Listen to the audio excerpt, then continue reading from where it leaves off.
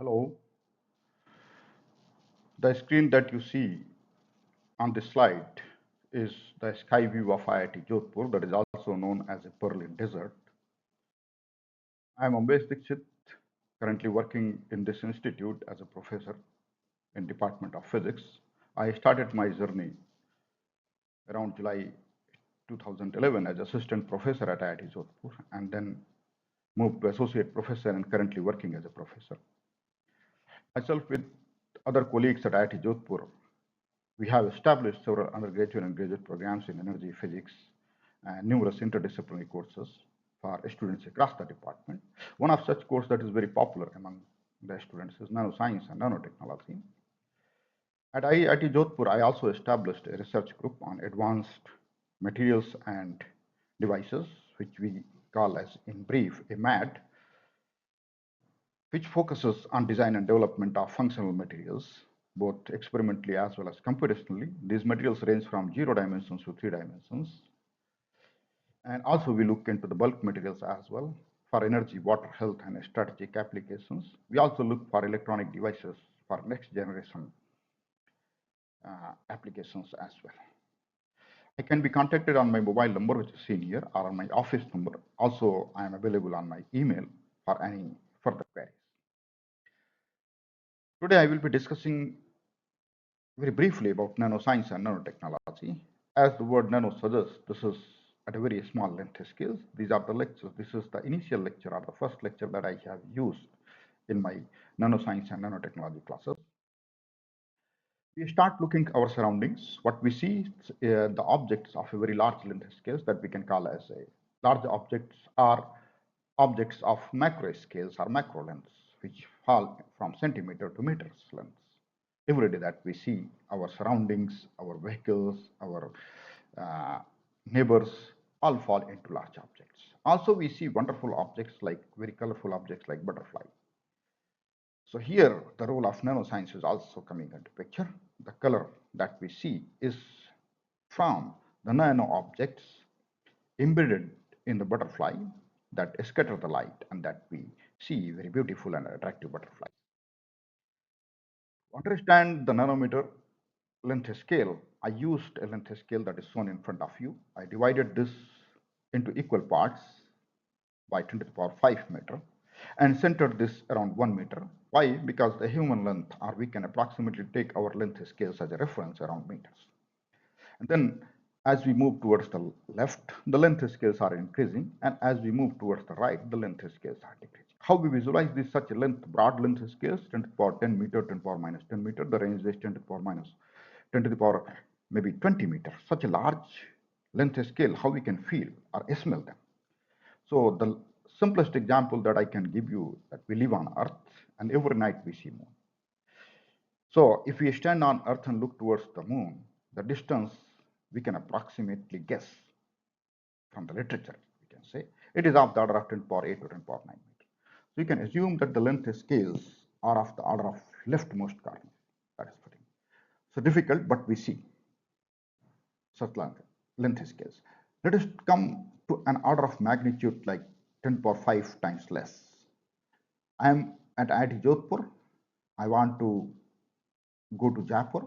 The distances are few hundred kilometers, like 300 to 350 kilometers. That is of the order of 10 to the power 5 meters. This is also easy to see. Then I reduce the distance by an order of 10 to the power 5 meters. Then I am at a reference where I started around 1 meter, and that's the object's few meters length scale that we see every day. Now, as we further reduce the dimension by an order of 10 to the power 5, then I end up with a 10 to the power minus 5 meter. And the example that I can see where everyone may be aware of is the blood consists of these red blood cells, and the size of these red blood cells that you see ranges from few micrometer to few tens of micrometer. Interesting that we cannot see these objects by naked eyes, but it's still easy to see by just zooming them under optical microscopes. What will happen if I reduce the length scales by further 10 to the power 5 meter? Then I will end up with the rightmost corner of the length scale, that is 10 to the power minus 10 meter. And the example that I am showing is a laboratory made iron oxide nanoparticle. So you can see or feel that its diameter is of of the order of 5 to 6 nanometer. So you have now a field of length scales from 10 to the power 10 meter, like distance between Earth and Moon, to the diameter of a nanoparticle, laboratory-made nanoparticle, that is of the order of few nanometers. The question comes how we feel that how big is. So every day we use a ruler, and the smallest unit that we can measure is 1 millimeter. With respect to the 1 millimeter, how big is nano? So what you do, you divide this 1 millimeter into 1 million equal smaller parts. And that 1 millionth of a millimeter is a nanometer. Or we can say in terms of meter, 1 billionth of a meter is a nanometer. So 1 nanometer is 10 to the power 9 meter. Who will fit in 1 nanometer? You know the size of hydrogen atom is 0.53 angstrom. So if I join few atoms together, they will fit in the dimensions of 1 nanometer. So you can imagine how small it is, and it is very difficult to feel and by eyes, but we can try to sense that how small it is. Now let us see that how we can feel it. The sentence, the time you take to read this sentence, your fingernails will have grown approximately 1 nanometer. That you can see every 2-3 weeks interval you cut your nails. So the rate of growth of these nails is 1 nanometer per second. So let us try to do a simple exercise. Let us calculate the nails growth in a week's time. In a week's time, we have 7 days. In 1 day, we have 24 hours. In 1 hour, we have 60 minutes. And in 1 minute, we have 60 seconds. If I multiply all these things, we will get something 604,800 seconds. It means approximately 604,800 nanometer, or approximately 0.6 millimeter length will grow in a week's time. And that's why you usually take 2 to 3 weeks time to cut your fingernails. Another example, that interesting example that we can feel is our beard. So our beard grows a bit faster than the nails. It grows around 5 to 10 nanometer per second. And that's why you need to trim or clean every day or every alternate day. So these are some of the examples that may give you a feeling how big nano is, and you can feel or you can sense what is a nanometer length scale. How can we see these things at a nanometer length scale is a topic of interest, and also very interesting to manipulate the objects at these length scales. The length scales that I'm showing you here is up to the, for example, few centimeters to micrometer, and this range is good to visualize using optical microscopes. However, the length scale that falls from 10 to the power minus 7 to 10 to the power minus 9 meter, where we call this is a nanometer length scale from 1 nanometer to few hundreds of nanometer. This gives rise to the NanoScience and nanotechnology. The dimensions, objects of these dimensions leads to different physics and different chemistry with respect to the objects which are large in length scales. This we cannot see through optical microscopes, but we take electron microscopy to see it. Another very interesting development of transmission electron microscopy has happened, which allowed to see the objects at nanometer length scale. This is an analog of our optical microscope. In this, we use electrons in place of light and allow them to pass through the object which we are interested to see, and then collect these images. This is the image of a TEM Philips CM10 model transmission electron microscope, and these are the images of gamma iron oxide nanoparticles made in the laboratory. If you see, this length scale is 5 nanometer, and if you see, these are not of same size nanoparticles, they are of spherical in nature, and the diameter varies from 8 to 12 nanometer. Now question comes, what is the nanoscience now? Now we have a sense and a feel of what is the nanometer length scale and how we can feel it. Now looking into this, we can say nanoscience is the study or exploration of phenomena and manipulation of materials at atomic scales, such a small length scales that is there. We try to understand the change in the physical properties, the science and the reason and the logic behind these, that falls into nanoscience category. When I use the nanoscience to design materials, characterize them, and also use them for certain applications by manipulating systems at nanometer length scales, that whole combination of development is called nanotechnology. And today, nanotechnology is used nearly everywhere. That is something unique to know that we use it every day. And question is how to feel it. For example, the examples that I gave you is the growth rate of your length scale, nails, and also the beard that you can feel it. Now, next question is it new? So the definite answer is it is not new. The example that I'm showing is 4th century AD. This is a Lygarchus cup. It's kept in British Museum. Very interesting. If I shine the light from the back, it looks transparent and red in color. When I shine the light from the front, it looks opaque and green in color. This particular phenomena is called dichroic effect, where a glass is infused with tiny proportions of gold and silver nanoparticles, and a scattering of light from these nanoparticles give rise to this. I can try to see how we can feel it much better. Suppose you prepared somehow gold nanoparticles and silver nanoparticles, you shine the light from the right hand side and you view also from the right hand side, means in the reflection mode. The color of the gold nanoparticle looks like brownish, whereas the color of silver nanoparticles will look like greenish. However, if a person is viewing these objects on the left hand side of these gold and silver nanoparticle solutions, means he is looking under transmission, then he will feel that the color of gold nanoparticle is no more brown, it looks like violet. And the color of silver nanoparticle is no more green, it looks like yellowish. And people have used from past combination of silver, gold, and their allied nanoparticles to realize these interesting objects and colors from these objects as well. Another example that we can see is a stained glass. For example, you might have seen some museums, you might have seen some old forts where you have seen glasses which are showing you nice architecture inside them. That is again coming because of the use of the silver and gold nanoparticles and their alloyed nanoparticles of different size as well as different combinations. Another example is again a very old example people are using from old date is potteries, where they have used to create different colors and different designs. Another very classical example is Damascus steel sword. There people have used carbon nanotubes to give strength to these swords, and which were preserved as a main battle uh, armor over a period of time. Now question comes when we started looking into these nanometer length scales. The word coined nanometer especially to design or to define the size of these particles around 910 when people were trying to understand the size of these particles.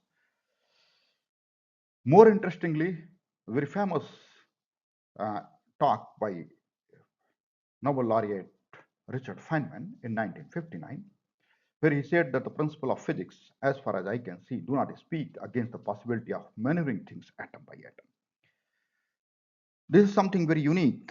This forced people to think about such a tiny dimensions.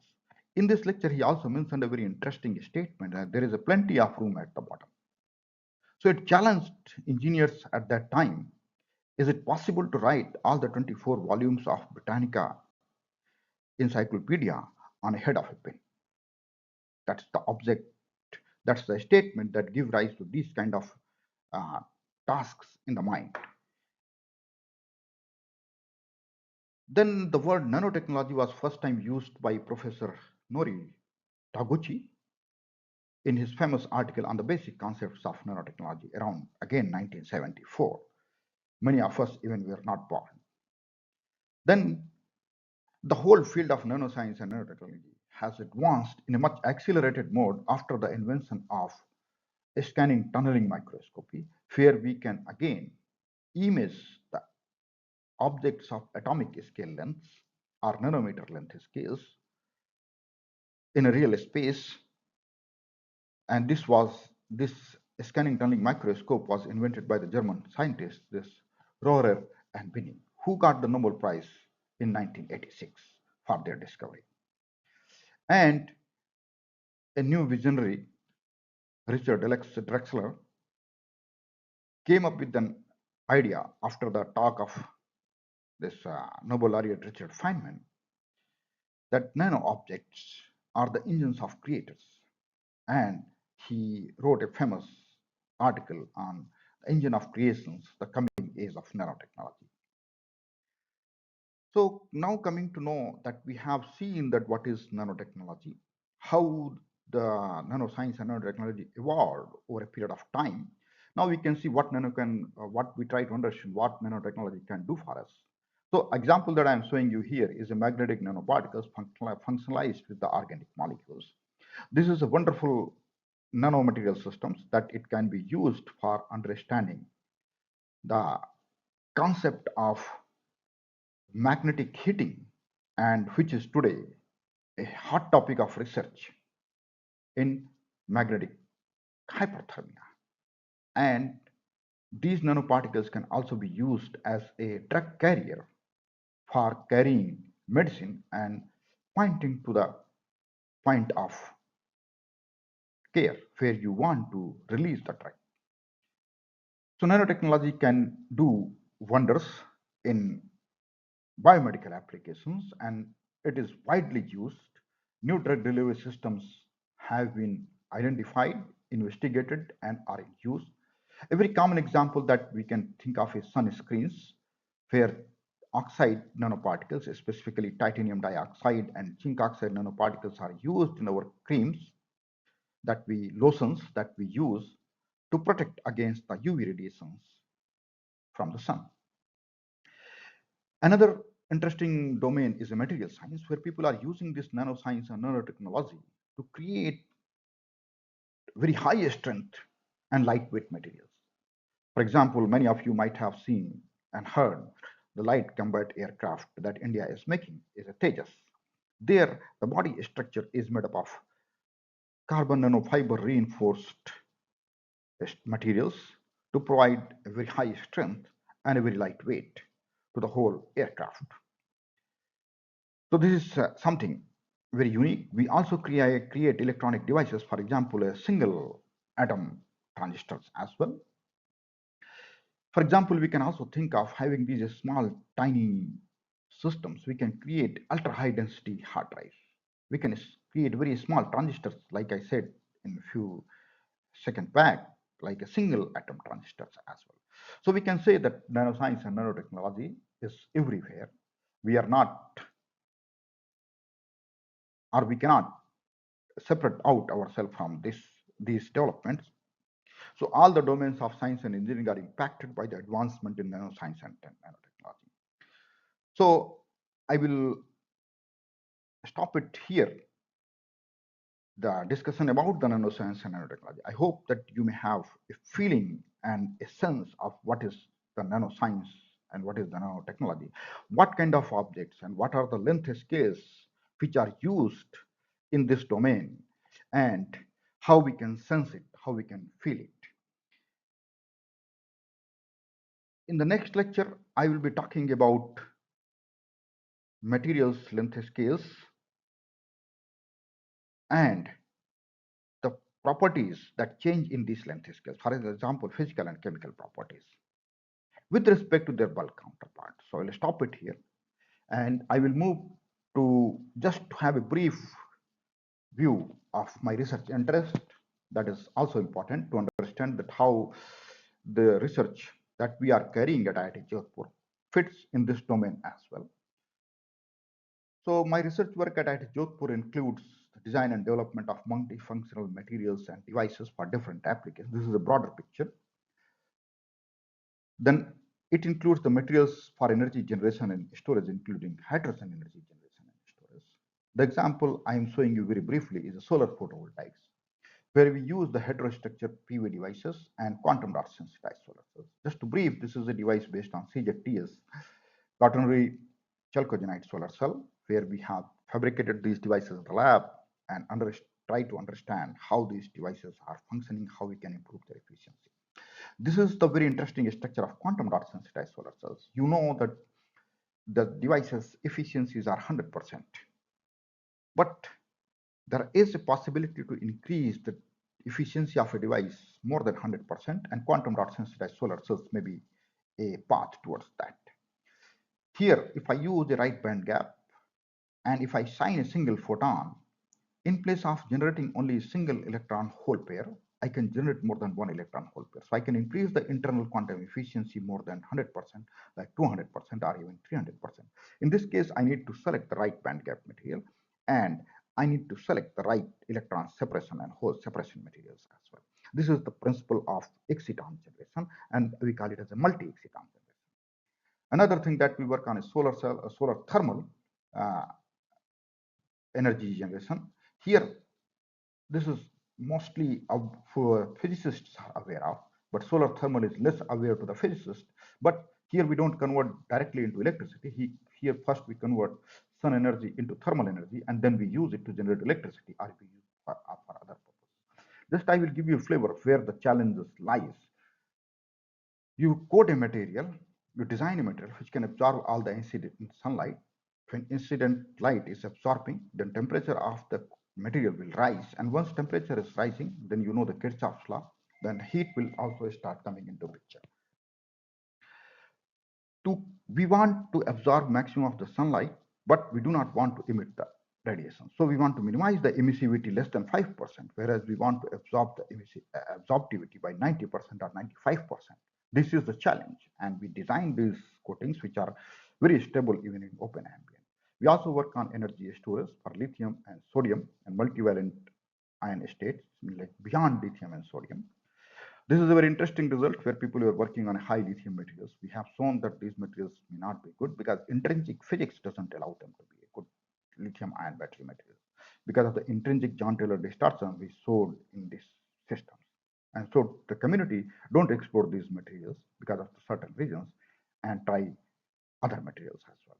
We also worked on beyond this, that is like iron batteries. This is, you can see the development of iron ion batteries. 4 batteries are in combination running the 72 LEDs showing IIT Jodhpur for 72 hours. This is thermal energy storage that we also look into account. Then we look into the materials of electronic devices. Here we look at the materials of next generation, that is today's hot topic is 2D materials. We look 2D genus materials. For example, MOS2 is there. If I replace half of the sulfur by selenium or tellurium, then it is a Janus monolayer. We give example to give a feeling. We call Lord Shiva as the Ardhanarishwar. He has a character of Parvati as well as Shiva. So this Janus layer has half of the properties of pristine MOS2 and half of the properties of MOSE2. We combine the two properties in a single material. So that's we design. We work on different aspects of understanding how these materials are stable and how we can realize in laboratories, how we can understand the impact of external stimuli. Then we work on next generation electronic devices like multi-state memory devices. So for example, our hard drives have 2 states, 0 and 1 magnetic states. We could demonstrate for first time that we can induce 6-state memories in a device. So for example, if I have today 1 TB hard drive, if I use the materials that I have worked on and I have shown the possibility of 6 states, then you can have 3-fold more 3 TB storage that is there. But still it has to come into the practical application. Then we also work on next generation nuclear, biological and chemical sensor. This is the diagram that you have seen as a nuclear sensor developed in the laboratory and also got patented as well. Then we work on strategic materials including multiferrites, magnetodielectrics and microwave absorptions.